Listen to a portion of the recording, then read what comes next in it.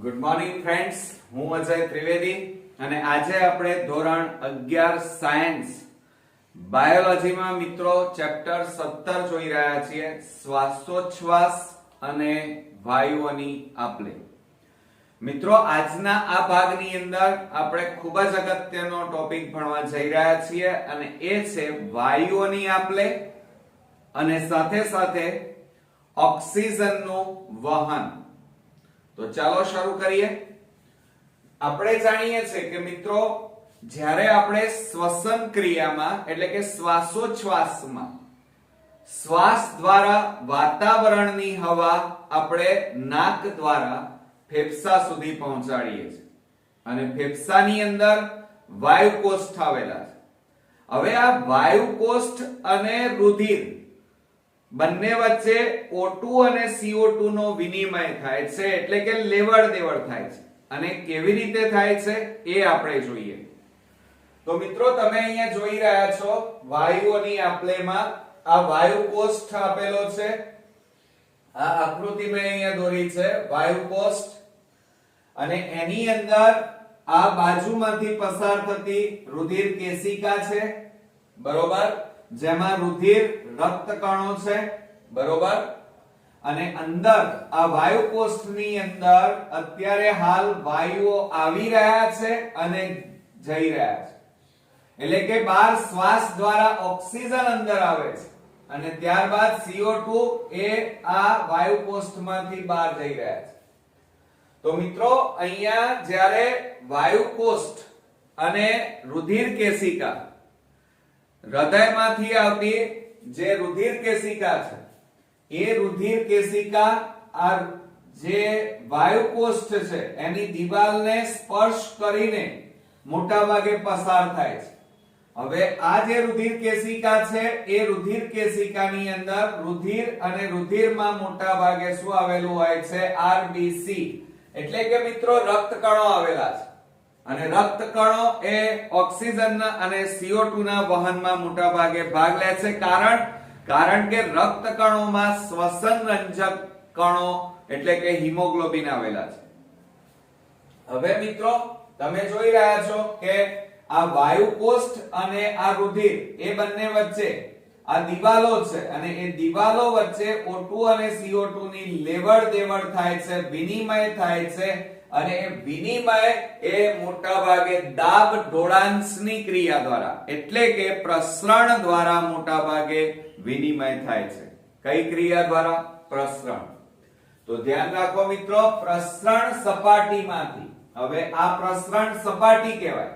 આ તમે જે જોઈ રહ્યા છો, એક ગ્રીન કલરનું વચ્ચે પડ છે એ 2 અને આ ત્રીજું પડ, આ 3 પડો આવેલા છે. તો પ્રસરણ સપાટીમાંથી પ્રતિ એકમ આંશિક દબાણથી પ્રસરણ થવા વાળી CO2 ની માત્રા ઓક્સિજનની તુલનામાં ખૂબ વધારે હોય છે. એટલે કહેવાનો મતલબ મારો એ છે કે અહીંયા વાયુકોષ્ઠમાં જે ઓક્સિજન અંદર આવે છે અને રુધિરમાં અંદર પ્રસરણ પામે છે, એની જગ્યાએ રુધિરમાં રહેલો CO2 વધારે પ્રમાણમાં વાયુકોષ્ઠમાં દાખલ થાય છે.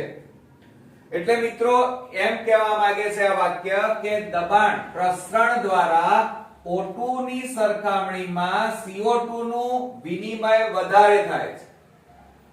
એટલે આ બહાર વાતાવરણમાંથી જે ઓક્સિજન આવે એ ઓક્સિજન રુધિરમાં જે ભળે છે એના કરતા વધારે શરીરમાંથી ઉત્પન્ન થયેલો આ O2 અહીંયા CO2 જે રુધિરમાં છે એ પ્રસરણ દ્વારા વાયુકોષ્ઠમાં ધકેલાય છે. એટલે O2 ની સરખામણીમાં CO2 નું પ્રમાણ વધારે હોય છે. બીજું, હવે આ O2 અને CO2 ની લેવડ દેવડ વિનિમય આ પ્રસરણ સપાટી દ્વારા થાય છે. એટલે કે આ રુધિર વાહિની અને આ વાયુકોષ્ઠ એકબીજાને સ્પર્શ કરે તો આ જે ત્વચા છે એ પ્રસરણ સપાટી કહેવાય. તો મિત્રો, અહીંયા પ્રસરણ સપાટી તમે જોઈ રહ્યા છો, આ 3 પડ એ પ્રસરણ સપાટી છે. વાસ્તવમાં આટલું જાડું જેટલું દેખાય છે એટલું હોતું નથી. એનું કદ મિત્રો 1 મિલી કરતા પણ ઘણું જ નાનું હોય છે. હવે આ પ્રસરણ સપાટી છે એ મિત્રો 3 મુખ્ય સ્તરોની બનેલી છે. કેટલા? 3 મુખ્ય સ્તરોની બનેલી છે. હવે તમે બરોબર ધ્યાન રાખો મિત્રો કે આમાં 3 સ્તરો છે. તો વાયુ કોષ્ઠની અંદર જુઓ કે વાયુ કોષ્ઠનું પાતળું લાદીસમ અધિચ્છદ. હવે તમે આ પડ જે જોઈ રહ્યા છો એ લાદીસમ અધિચ્છદ છે. બ્લેક કલરનું જે મેં દોર્યું છે લાદીસમ અધિચ્છદ. ત્યારબાદ આ જે રુધિર કેશિકા વાદળી કલરની જે દિવાલ દેખાય છે એ દિવાલ જેને આપણે શું કહીએ છીએ? કેશિકાઓનું અંતઃછદ. અને એ બંનેની વચ્ચે મેં ગ્રીન કલર દોર્યો છે એ પડને આધારક દ્રવ્ય કહેવાય. એટલે સમજો મિત્રો કે વાયુ કોષ્ઠની જે દિવાલ છે એ દિવાલને આપણે શું કહીએ છીએ? શેની બનેલી હોય છે? લાદીસમ અધિચ્છદ પેશીની બનેલી છે.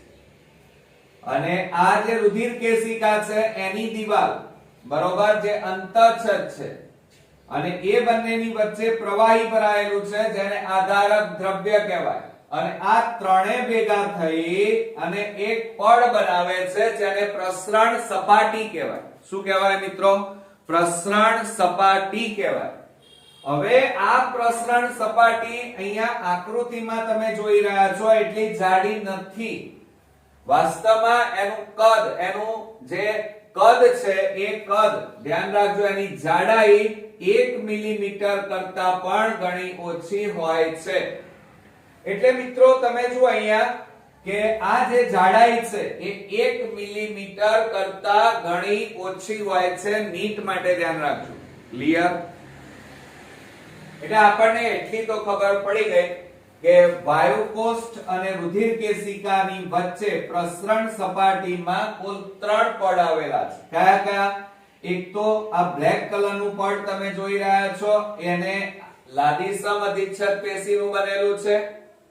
ત્યારબાદ રુધિર કેશિકાની દિવાલ જે અંતઃછદ અને એ બંનેની વચ્ચે ભરાયેલું અહીંયા પ્રવાહી છે એ પ્રવાહીને આધારક દ્રવ્ય કહેવાય. અને આ પ્રસરણ સપાટીની જાડાઈ 1 મિલી કરતા ઓછી. ઓકે, હવે મિત્રો આપણે અહીંયા વાયુ કોષ્ઠ અને રુધિર કેશિકા એ બંને વચ્ચે O2 અને CO2 નો વિનિમય એટલે કે લેવડ દેવડ થાય છે.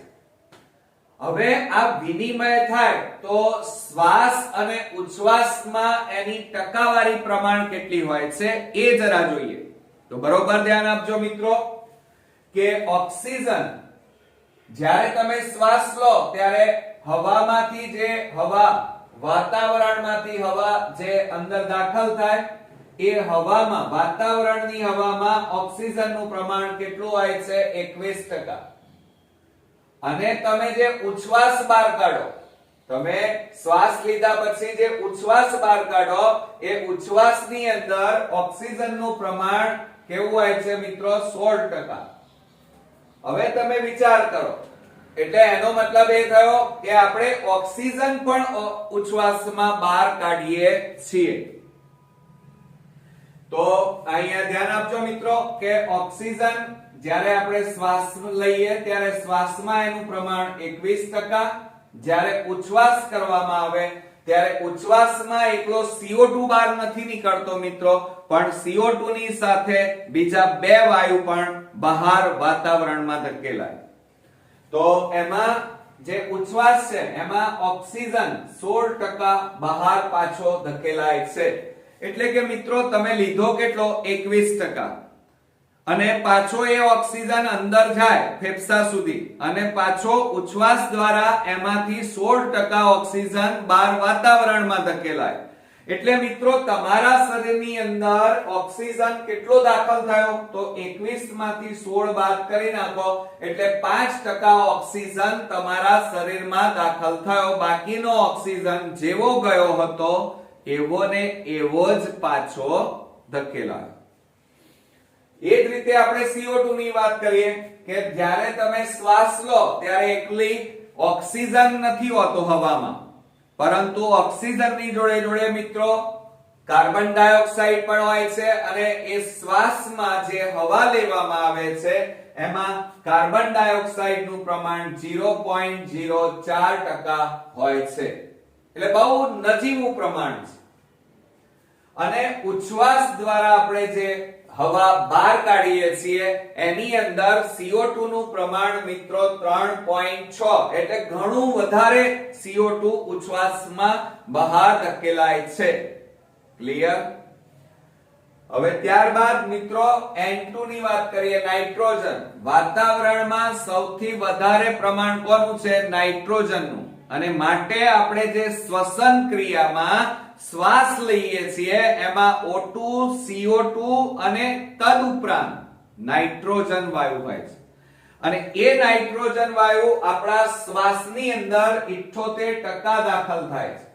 પણ તમે જાણો છો કે આ નાઇટ્રોજન વાયુનું આપણા શરીરમાં કોઈ કાર્ય નથી, કોઈ ઉપયોગમાં લેવાતો નથી. અને માટે આ નાઇટ્રોજન વાયુ જેવો શ્વાસમાં લીધો એવો જ એટલો જ વાયુ ઉચ્છ્વાસ દ્વારા એને બહાર કાઢીએ છીએ. એટલે લીધો કેટલો શ્વાસમાં 78%, બહાર પણ કેટલો કાઢ્યો એનો એટલો ને એટલો. ક્લિયર? તો આ રીતે આપણી એક મેન્ટાલિટી તો અહીંયા ક્લિયર થઈ કે આપણે જે હવા લઈએ છીએ એમાં એકલા ઓક્સિજન નથી હોતા. તમે જે હવા શ્વાસમાં લો છો એની અંદર મિત્રો ઓક્સિજન, કાર્બન ડાયોક્સાઇડ અને નાઇટ્રોજન ત્રણે હોય છે. બીજું, તમારા માઇન્ડમાં એવું છે કે ઉચ્છ્વાસ એ આપણે જે હવા બહાર કાઢીએ એમાં CO2 એકલો વાયુ હોય છે. એવું નથી હોતું. આ જોતા આપણને ખબર પડે કે આપણે જે હવા લઈએ, ઓક્સિજન યુક્ત હવા લઈએ, એમાંથી આપણે અમુક જ ટકા ઓક્સિજન શરીરમાં દાખલ થાય છે, બાકીનો મોટા ભાગનો ઓક્સિજન પાછો ઉચ્છ્વાસમાં ધકેલાય છે. ક્લિયર મિત્રો? તો આ થઈ મિત્રો વાયુઓની શ્વસન સપાટી ઉપર આપલેની વાત કરી, જેમાં નીટ માટે અગત્યના કેટલાક પ્રશ્નો પણ આપણે જોયા. હવે આપણે ઓક્સિજનનું વહન આપણે શીખવાનું છે. તો તમે જાણો છો કે આપણે શ્વસન ક્રિયામાં જે હવા લઈએ છીએ એમાં મોટા ભાગે ઓક્સિજન હોય છે. અને એ ઓક્સિજન યુક્ત હવાનું ફેફસા સુધી વહન કર્યા પછી એનું પેશી કોષો સુધી વહન થવું જરૂરી હોય છે. તો મિત્રો ફેફસાથી પેશી કોષો સુધી એનું વહન કરવા માટે આપણા શરીરની અંદર એક લાલ રંગનું પ્રવાહી આવેલું છે અને એને આપણે મિત્રો રુધિર કહીએ છીએ. બરોબર? તો જો અહીંયા ઓક્સિજનનું વહન મોસ્ટ ઇમ્પોર્ટન્ટ ક્વેશ્ચન શીખવા જઈ રહ્યા છીએ.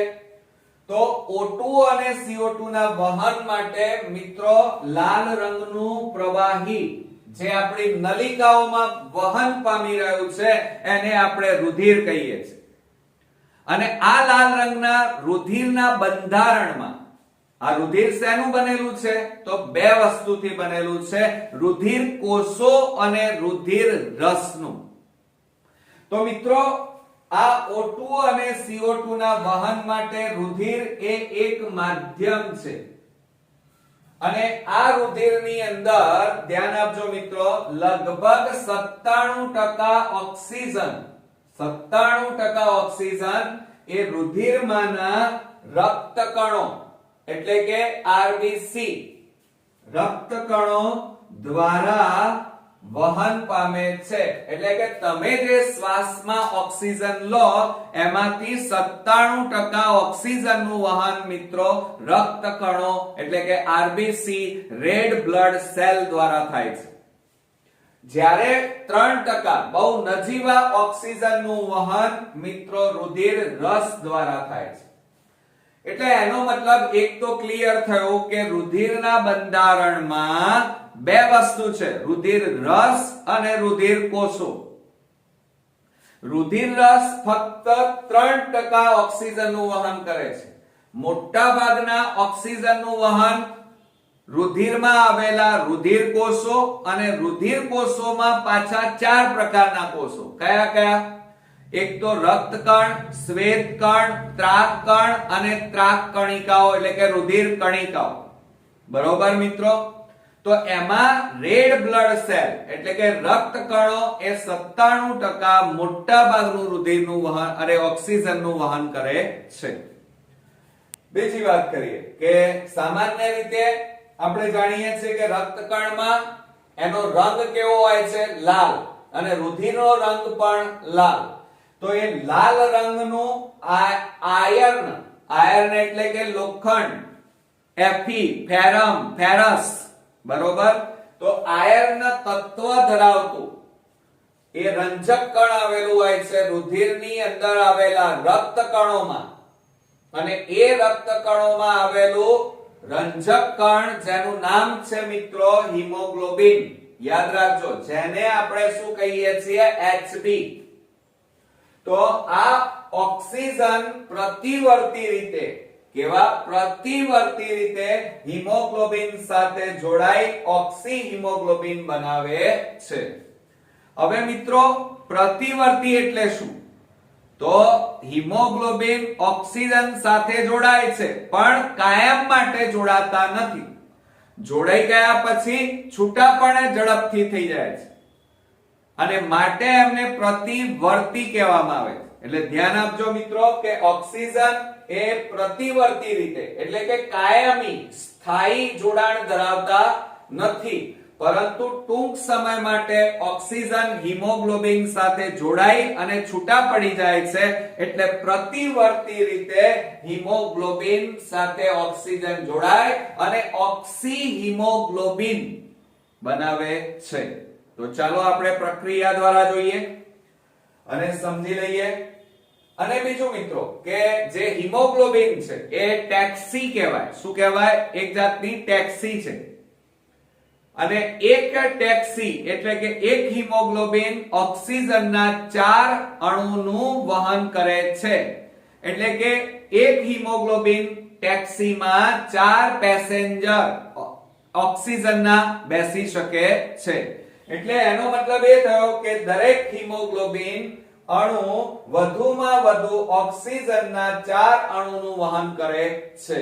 ઓકે. બીજું, હવે મિત્રો જ્યારે ઓક્સિજન હિમોગ્લોબિન સાથે જોડાય તો સીધા તો જોડાય નહીં. તો આપણે જાણીએ છીએ કે હિમોગ્લોબિન એટલે Hb. આ Hb છે એ Hb મોટા ભાગે નિષ્ક્રિય છે, એ ઓક્સિજન સાથે જોડાઈ ના શકે. તો ધ્યાન આપજો કે આ હિમોગ્લોબિન નિષ્ક્રિય કહેવાય, એને સક્રિય બનવું પડે. અને સક્રિય બનવા માટે એ રુધિરમાં રહેલા હાઇડ્રોજન આયન સાથે જોડાય. હવે હાઇડ્રોજન આયન સાથે કેમ જોડાયા? કારણ રુધિરમાં જો હાઇડ્રોજનનું પ્રમાણ વધી જાય તો તમારું રુધિરમાં એસિડિક માધ્યમ વધી જાય. અને એટલા માટે આ હિમોગ્લોબિન રુધિરમાંથી હાઇડ્રોજન આયન લઈ લે છે. એટલે કે હિમોગ્લોબિન રુધિરમાં રહેલા હાઇડ્રોજન સાથે જોડાઈ અને HHB, જો અહીંયા HB વત્તા H એટલે HHB, જેને આપણે હિમોગ્લોબિનિક એસિડ કહીએ છીએ, જેને આપણે આ HHB બન્યા જેને ઓક્સી હિમોગ્લોબિનિક એસિડ કહેવાય. અથવા તો હવે એ સક્રિય બન્યા, હવે ઓક્સિજન સાથે જોડાઈ શકે મિત્રો, અને માટે એમને રિડ્યુસ્ડ હિમોગ્લોબિન પણ કહેવાય. કેવા કહેવાય? રિડ્યુસ્ડ હિમોગ્લોબિન કહી શકાય. બીજું, હવે આ રિડ્યુસ્ડ હિમોગ્લોબિન હવે ઓક્સિજન સાથે જોડાય એટલે કે HHB ઓક્સિજન સાથે જોડાય તો HHBO2 બને, જેને આપણે ઓક્સી હિમોગ્લોબિનિક એસિડ કહેવાય. તો ધ્યાન રાખજો મિત્રો કે આ HHBO2 છે એને આપણે ઓક્સી હિમોગ્લોબિનિક એસિડ કહીએ છીએ. આને રાસાયણિક સમીકરણ સ્વરૂપે પણ લખી શકાય. ક્લિયર? બીજું, હવે આ જે ઓક્સી હિમોગ્લોબિનિક એસિડ મળ્યા એ રક્તકણમાં આવેલા પોટેશિયમ બાયકાર્બોનેટ, કયા? આ ઓક્સી હિમોગ્લોબિન, આ બધી ક્રિયાઓ રુધિરમાં થઈ રહી છે અને પણ રક્તકણમાં. તો જોજો આ ઓક્સી હિમોગ્લોબિનિક એસિડ એ રક્તકણમાં આવેલા પોટેશિયમ બાયકાર્બોનેટ એટલે કે આને KHCO3 કહેવાય. શું કહેવાય? KHCO3. પોટેશિયમ કાર્બોનેટ જે રક્તકણમાં આવેલા છે એની સાથે જોડાઈ જાય છે, એની સાથે રાસાયણિક પ્રક્રિયા કરે. અને મિત્રો KHBO2 એટલે કે પોટેશિયમ ઓક્સી હિમોગ્લોબિન બનાવે છે. શું બનાવે છે? બરોબર ધ્યાન આપો. પોટેશિયમ ઓક્સી હિમોગ્લોબિન, Hb એટલે હિમોગ્લોબિન બનાવે છે. અને H2CO3 છૂટા પડે છે જેને કાર્બોનિક એસિડ કહેવાય. એને આપણે રાસાયણિક સમીકરણ સ્વરૂપે દર્શાવીએ તો તમે જોઈ રહ્યા છો HHBO2. આ HHBO2 નું રક્તકણમાં આવેલા પોટેશિયમ બાયકાર્બોનેટ સાથે રાસાયણિક પ્રક્રિયા થાય અને આ બંને વચ્ચે રાસાયણિક પ્રક્રિયા થઈ આ KH અને આ BO2 જોડાઈ જાય એટલે KHBO2 બને. અને બાકી શું રહ્યા?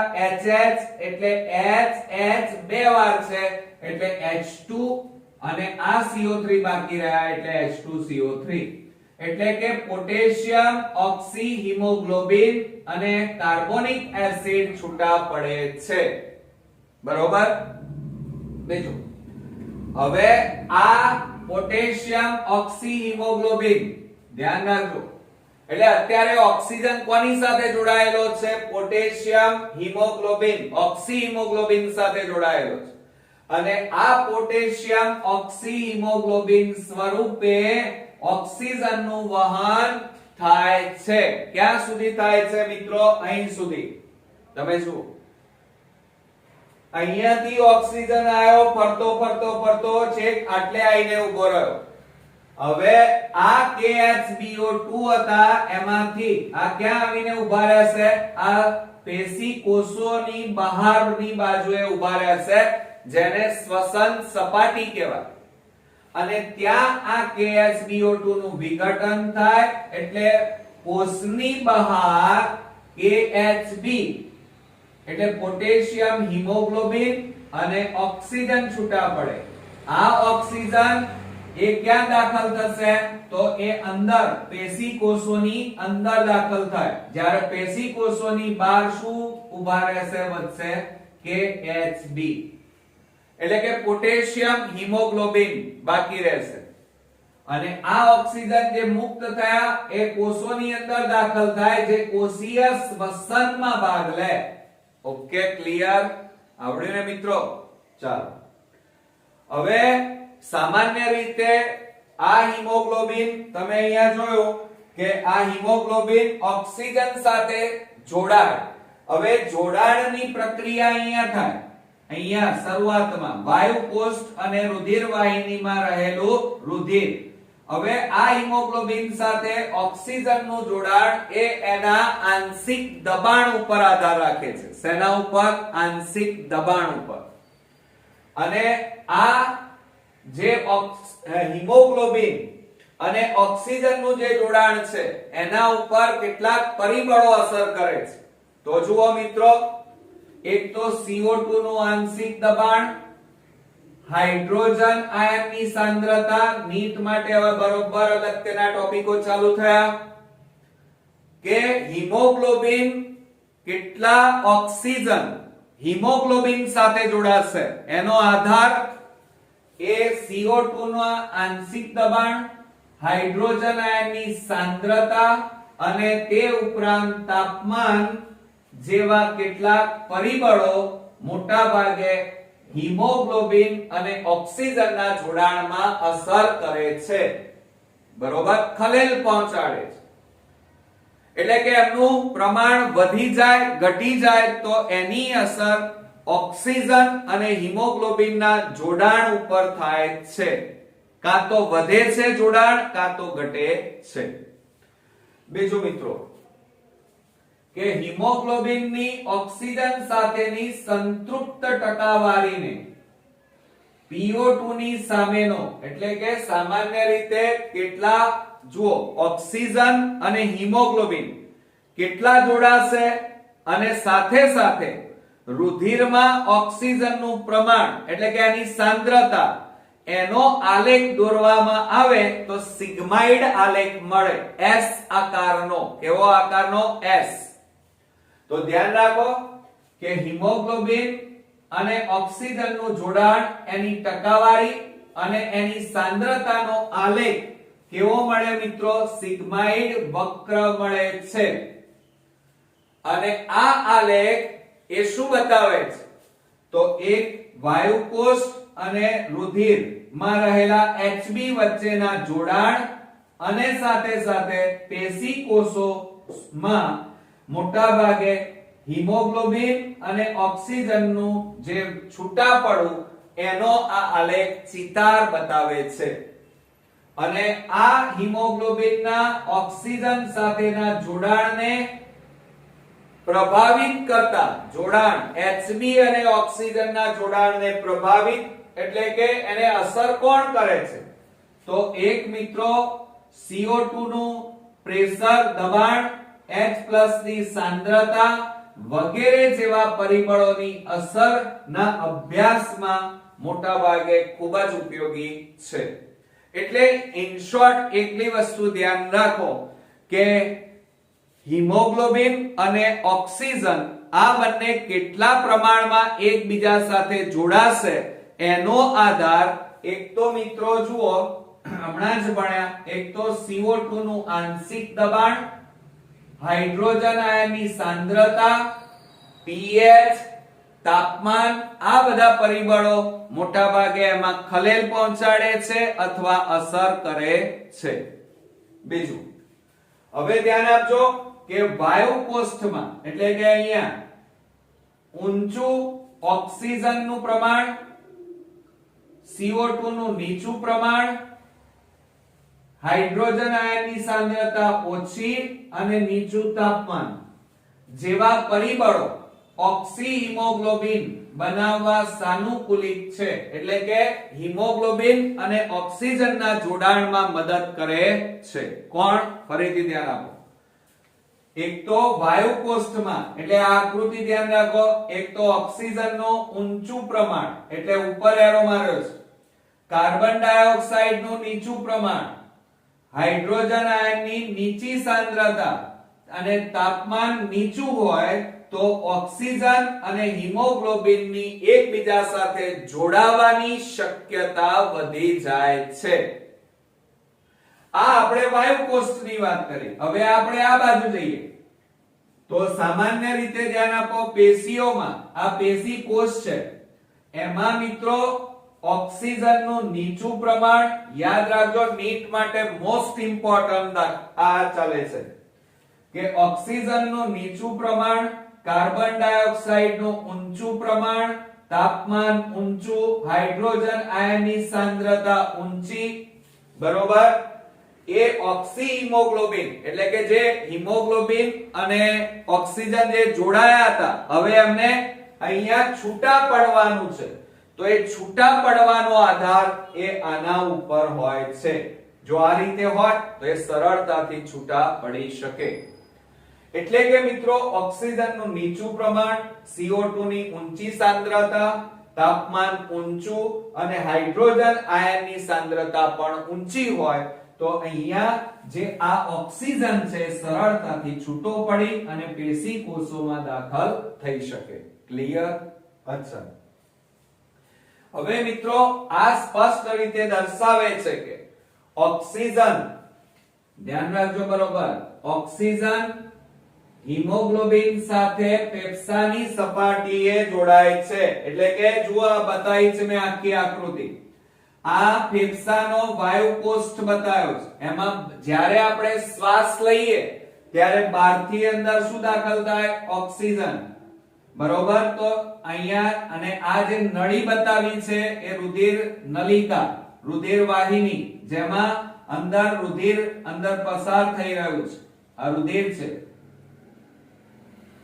હવે અહીંયા રુધિરની અંદર રક્તકણો, રક્તકણોમાં હિમોગ્લોબિન એટલે કે આ વાયુ કોષ્ઠની સપાટી પર હિમોગ્લોબિન અને ઓક્સિજનનું જોડાણ થશે. જ્યારે પેશી કોષોની નજીક ઓક્સિજનનો અને હિમોગ્લોબિન શું થશે? એકબીજાથી છૂટા પડશે અને ઓક્સિજન કોષોની અંદર દાખલ થાય.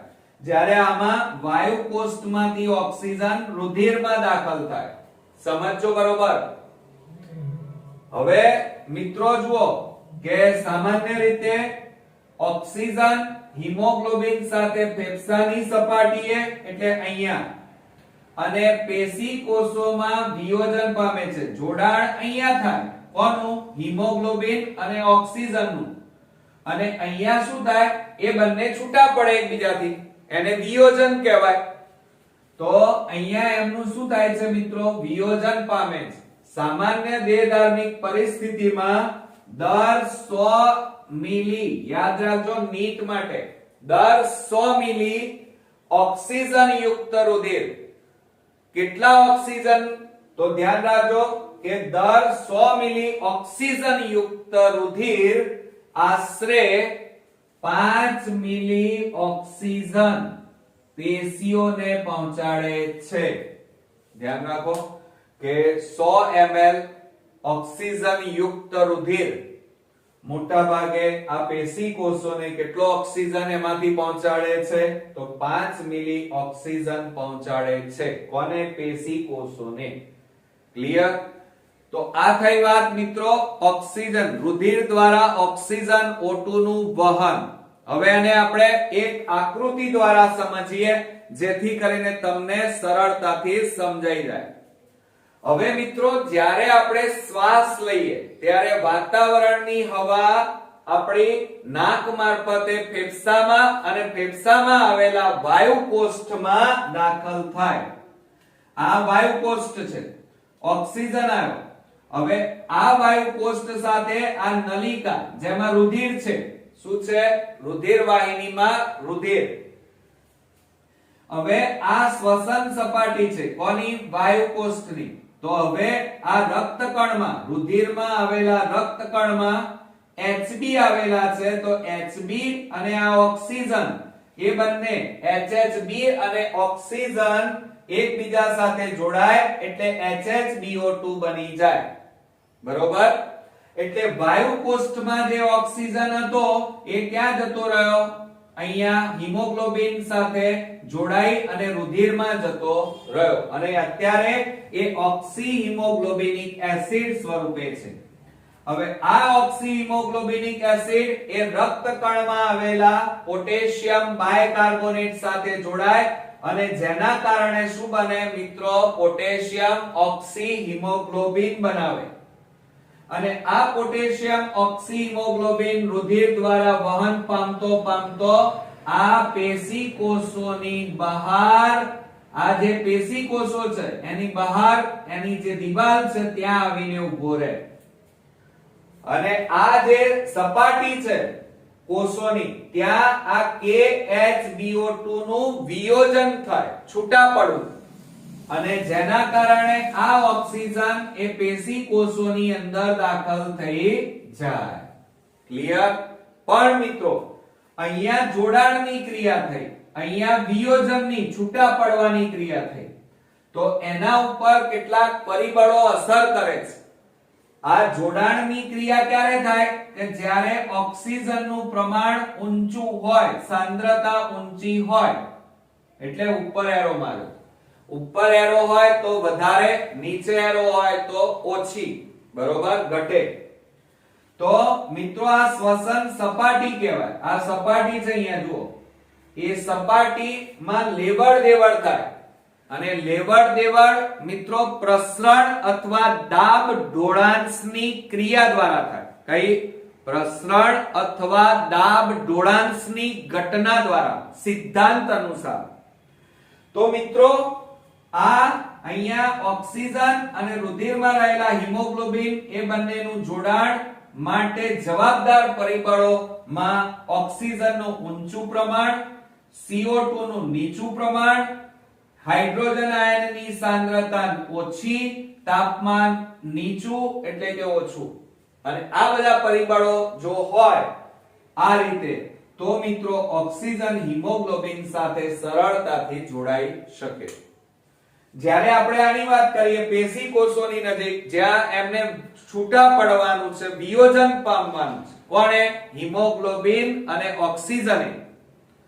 તો મિત્રો એ છૂટા ક્યારે પડે? સરળતાથી. તો ત્યાં અહીંયા ઓક્સિજનનું નીચું પ્રમાણ, કાર્બન ડાયોક્સાઇડનું ઊંચું પ્રમાણ, તાપમાન ઊંચું અને હાઇડ્રોજન આયનની સાંદ્રતા પણ ઊંચી, જો આ રીતે પરિબળો હોય તો અહીંયા આ જે શ્વસન સપાટી છે ત્યાં KHBO2 સરળતાથી છૂટા પડી શકે અને ઓક્સિજન સરળતાથી પેશી કોષોની અંદર દાખલ થઈ શકે. ક્લિયર મિત્રો? તો આ ટોપિક આપણો બોર્ડની એક્ઝામ, ગુજકેટ અને નીટ માટે મિત્રો ખૂબ અગત્યનો છે.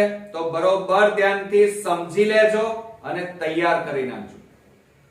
તો નેક્સ્ટ વિડિયોમાં પાછા નવા ટોપિક સાથે ફરી મળીએ છીએ. ત્યાં સુધી ગુડ નાઇટ ફ્રેન્ડ્સ.